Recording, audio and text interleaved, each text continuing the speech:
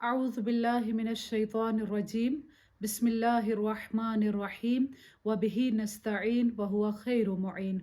پروردگار عالم قرآن مجید میں ارشاد فرماتا ہے وَلَئِن شَكَرْتُمْ لَأَزِيدَنَّكُمْ۔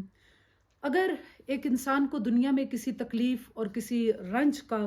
سامنا ہے تو اسے خدا کی قضاء و قدر پر ناراض ہونے کے بجائے اسے خدا کی دوسری نعمات کی طرف توجہ دینی چاہیے۔ مثلا اگر ایک شخص مفلس ہے تو اسے یہ دیکھنا چاہیے کہ پروردگار عالم نے اسے صحت جیسی نعمت عطا کی ہے،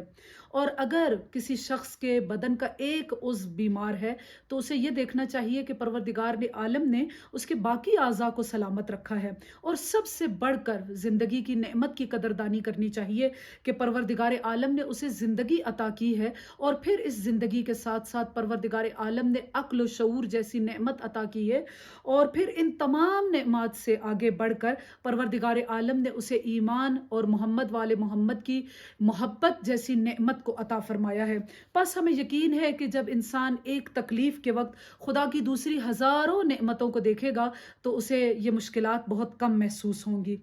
روایات میں مذکور ہے کہ جب ایک طویل عرصے کے بعد حضرت یعقوب علیہ السلام اور حضرت یوسف علیہ السلام کی آپس میں ملاقات ہوتی ہے تو حضرت یعقوب علیہ السلام جو کہ خود نبی ہیں اپنے بیٹے سے سوال کرتے ہیں کہ اے جان پدر بتائیے کہ آپ نے کس طرح کے مصائب کو برداشت کیا اور کس طرح کے رنج اور غم سے آپ کو دوچار ہونا پڑا۔ تو اس وقت حضرت یوسف علیہ السلام کا دیکھیے کہ پروردگار کی بارگاہ میں شکر کے کس عظیم ترین مرتبے پر فائز ہے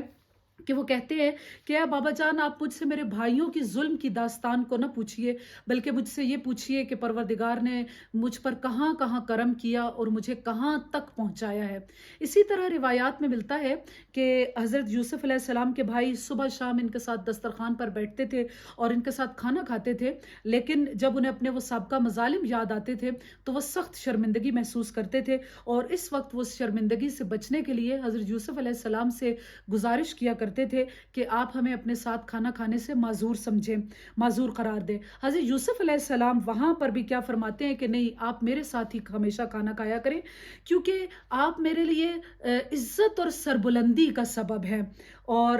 کیونکہ آپ کے آنے سے پہلے، یہاں پر مصر میں آنے سے پہلے اہل مصر مجھے ایک غلام اور